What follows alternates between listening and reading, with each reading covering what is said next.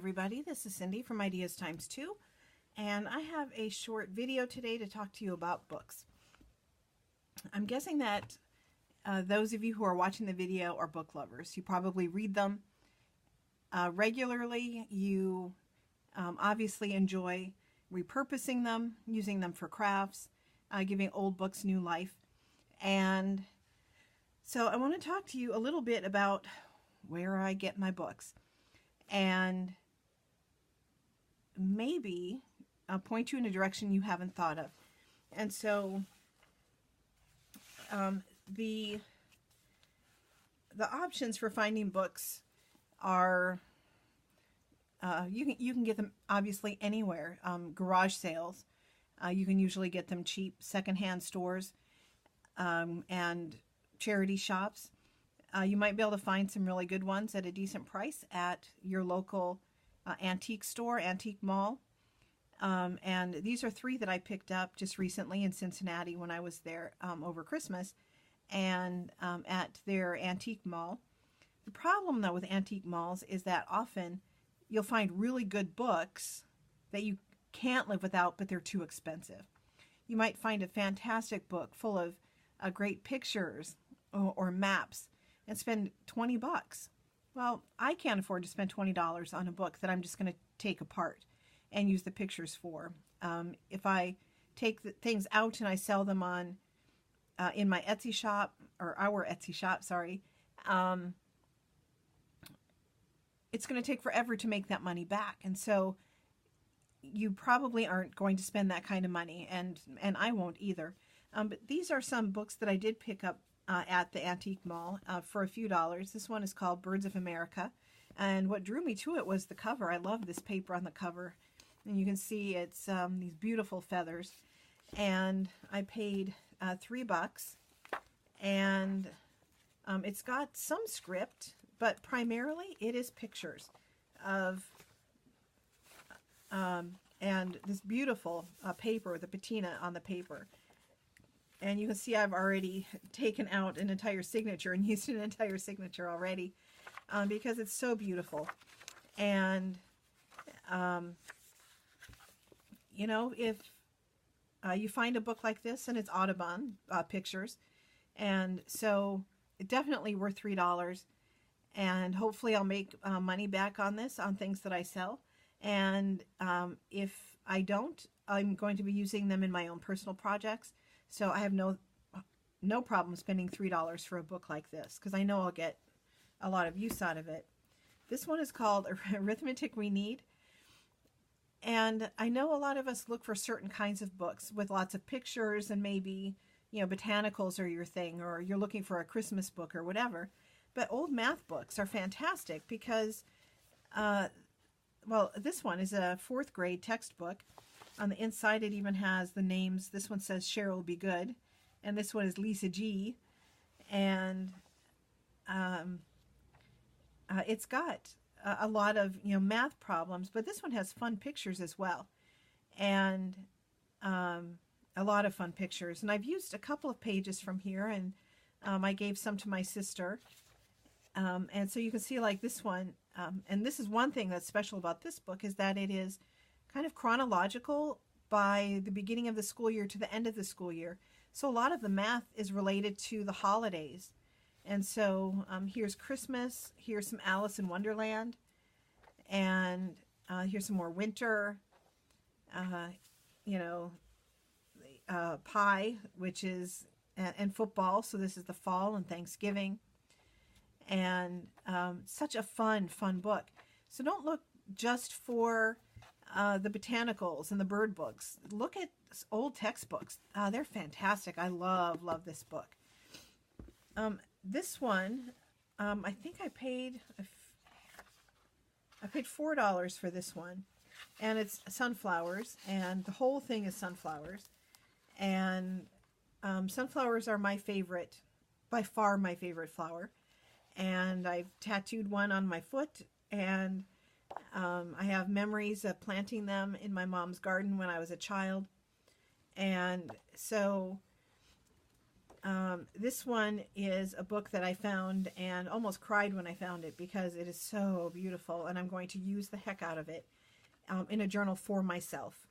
Rather than something for our shop, I'm going to use this one for myself. And the pictures are a little glossy, but that's not a big deal because there are plenty of ways to age the pictures. And I just love this. Love, love, love. And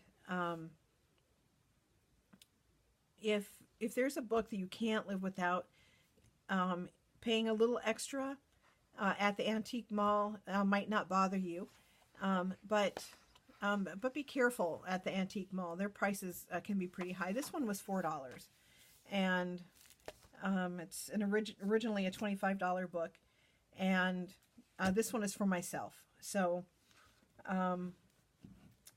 this is another one I got at the antique mall. I did buy more than 3 books there, but I'm really picky. I don't like to spend a lot of money on books I'm going to take apart.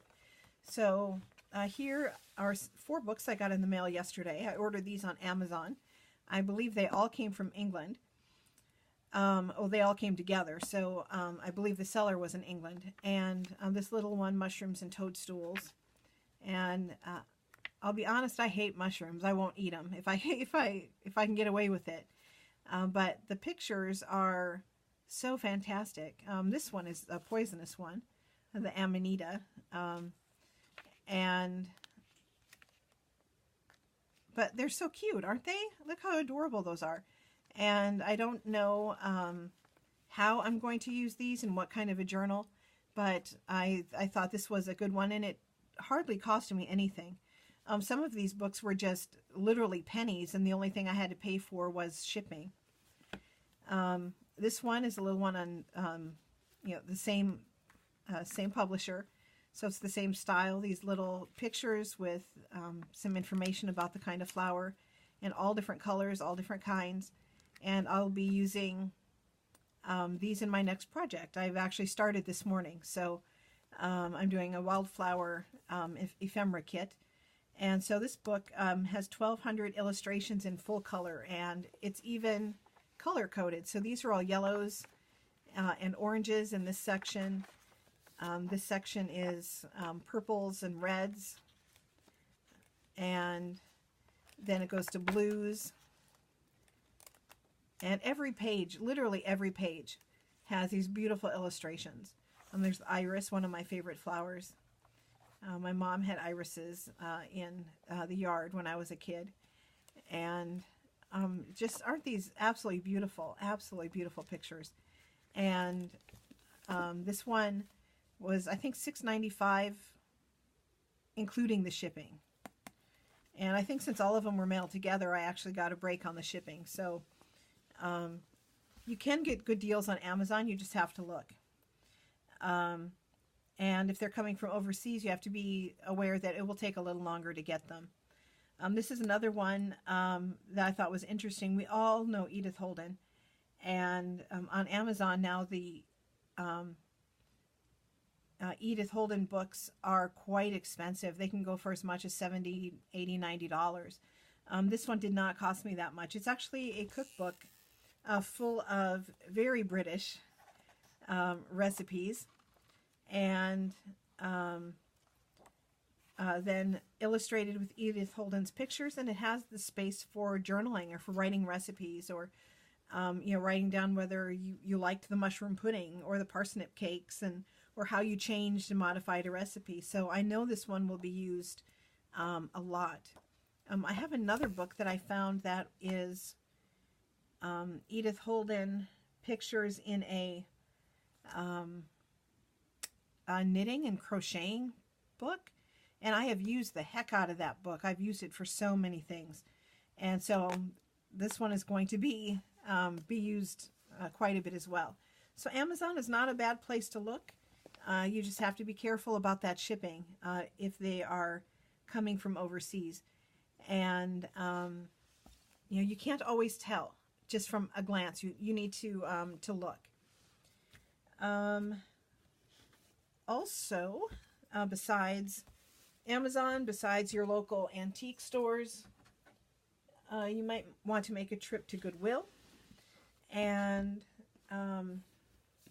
these are some that I picked up at my local Goodwill just last week. And they were having a sale on books. And because I had just dropped off some things, I got a 20% off coupon, and then the books were on sale.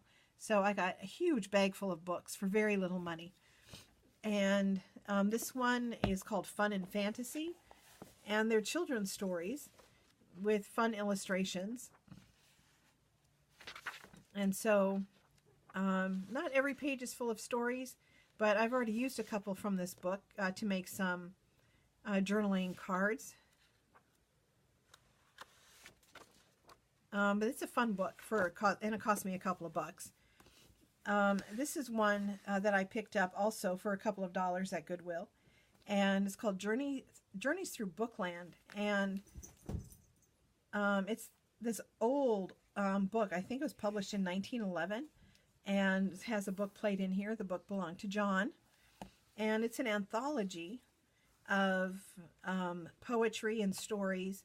And just look at the beautiful aging on here. The patina is lovely. And it also has illustrations. And the first thing that drew me to this book was the cover. I just think this leather cover is beautiful. And it is a little worn, you can see on the spine, but you know, it's over 100 years old, so that's not a surprise. But I think I'm going to use the cover just as it is. And I just think it's so pretty. And I got this for, I think, 50 cents at Goodwill. And I know I'm going to use the pages in this book, and I'm going to use that cover as well. Goodwill's also a great place to get Reader's Digest books. And this is one that I picked up, and I didn't care at all what the stories were on the inside. I loved the cover. So I'm going to be using the cover to make a journal, but then on the inside it's got great pictures as well that illustrate the books. So you know, finding these old Reader's Digest, you might be able to find them at yard sales or at Goodwill for just a few bucks at the most. You might even be able to get them for less. I believe this one was also 50 cents. That I bought at the book sale at Goodwill. You know, not a lot of pictures, but the ones that are in here are lovely. And who doesn't love a man in a kilt? So, you know, check your Goodwill, because you never know what you're going to find. Those are places you probably are already buying your books. But there's maybe one place you haven't thought of, and that's what I want to talk about now, and that is your local library. And no, I don't mean go to the library, borrow books, and then take them apart, and then just pay your late fee and or move so you don't have to pay back the library. Libraries have book sales. They have incredible book sales. Our libraries depend on tax dollars, and our libraries are currently under attack. There are politicians who think that, you know, when they're cutting budget, the first place they look is the library. Nobody uses the library anymore, so let's cut its budget. I heard a politician from Wisconsin just come right out and say that nobody uses the library anymore, so let's just close the libraries. And there are libraries literally every day in America, and I just recently read that Britain is having the same problem, that libraries are closing. And to me, a library is essential to a democracy because they're the great equalizer. If you can't afford the internet at home, you can use the library. If you can't afford to buy books for a Kindle, you can borrow them from the library.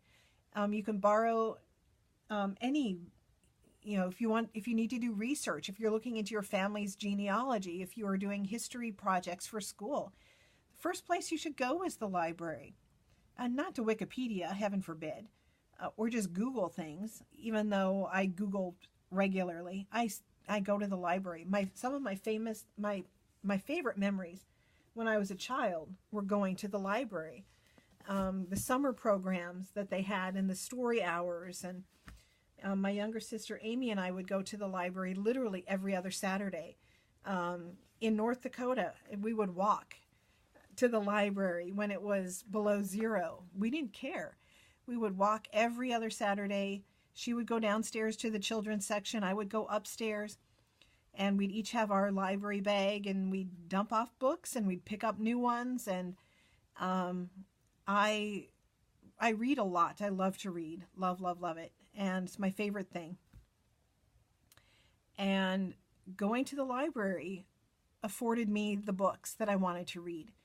I read Ibsen when I was in high school, not because it was required for an English class, but because I found a book in the library. And so our libraries are essential. I think they're an essential part of any community. But because budgets are being cut, they need money to stay open, to stay relevant. And the libraries have regular library sales, and every library has library sales. Some communities, if it's a small library, may only have their book sale once a year. The community where I live, we have regular, we have a library system instead of just one library. It's the Rappahannock Regional Library is what it's called. And there's a branch in my town, there's a branch across the river, there's a branch up the hill. They have a number of buildings, and so there is a branch having a sale pretty much every month. And the way our library sale works is that it's basically a 4-day sale. On the first day, the books are a little more expensive. So an adult hardcover book will be $2, still pretty cheap. And a children's hardcover, I believe, is $1.50. And then each day of the sale, the books get cheaper. And on the last day of the sale, you can get entire bags of books for a couple of bucks. And they're staffed by volunteers, and you can get to meet people who are lovers of books, and it's just fantastic. And so these are some of the books I picked up, and these are not the only books that I picked up. I left with 3 grocery bags full of books for under $20. And so these are just a few of the books that I picked up. And so the books that you'll find at the library sales are not just the books they've taken off the shelves, but they are books that people also donate. And so somebody might have an estate sale and have books left over, and they take them to the library. So you'll get fantastic old books. Or, people just, like me, they collect too many books, and what do? You donate them to the library. So you'll find just about anything. So this book's fantastic old book, over 100 years old. It's called New Geographies, and it's full of information and pictures of all over the world, and they're fantastic, just beautiful, and just on every subject. So the fantastic geography book, and I picked this up at the library. And it's kind of fallen apart, and that's okay, because that's what I'm going to use it for. I'm going to use it in journals. I got this fantastic copy of Grimm's Fairy Tales. I mean, look how beautiful this spine is and the aging on there. And I'm going to use the cover as is. But the inside is also full of this beautiful script that's got this patina on it. It has plates of the stories as well as black and white illustrations. And isn't that cute? I just love this book. The flounder came swimming up and said, "Well, what do you want?" And so this one I haven't used this one yet. Anything from here yet, but I know I will. And got this at my library. A dictionary, any library book sale, you're going to find dictionaries. You're going to find textbooks. So if you are in the, in the market for a library or for a dictionary, check your library sales, because if you go onto eBay to look for books, they are so expensive, and you'll be able to pick one up for pennies, and then at the same time support your library. So check them out. This one, the Young Folks Shelf of Books, it's full of short stories, and all of them are illustrated. And this one has actually one of my favorite short stories is called The 100 Dresses. And look at this beautiful drawing. It's a fantastic story about a girl who's very poor and wears the same dress to school every day and gets picked on and teased. And she tells everybody that she has 100 dresses and nobody believes her and they pick on her even more. And then she brings her drawings of her dresses to school. And so she does own 100 dresses. They're dresses that she's designed. That's a wonderful little story. Such beautiful pictures. I also was able to pick up some really interesting books. This is the Modern English Usage, and this was a book that is from the Navy Library, and it's even got an embossed stamp on here that says Army, Department of the Army, and it's a grammar book. So that's fantastic. And this one is an old math book.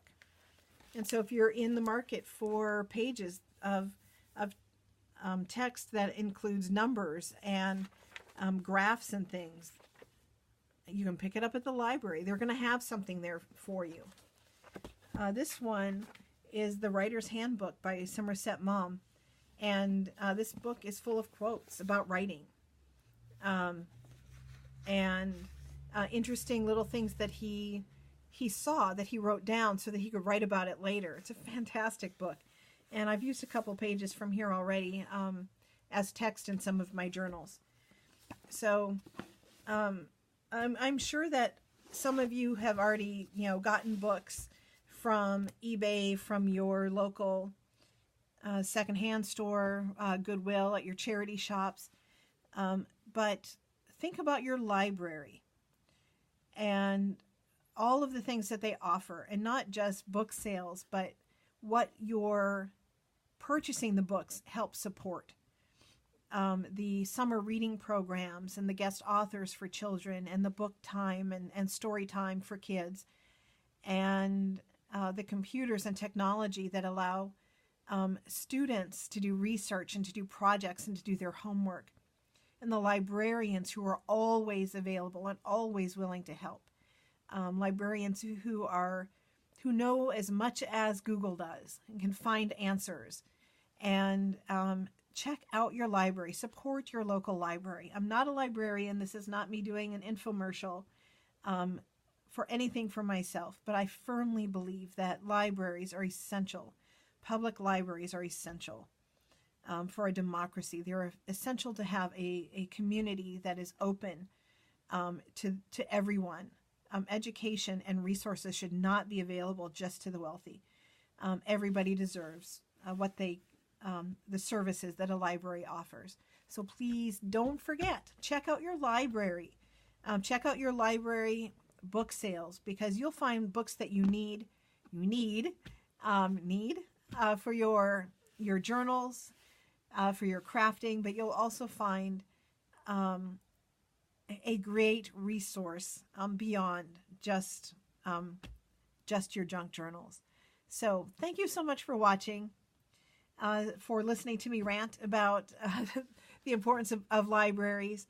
I'm very passionate about public libraries, and it's so easy to support them. So thank you so much for watching. If you haven't already subscribed, please do so. We're going to be having our first challenge as soon as we hit 250 subscribers, and we're getting close. So if you haven't subscribed, please do so. Check out our blog, ideastimes2.com. Check out our Etsy store, Ideas Times 2. Thank you so much for watching. Bye-bye, and have a fantastic weekend.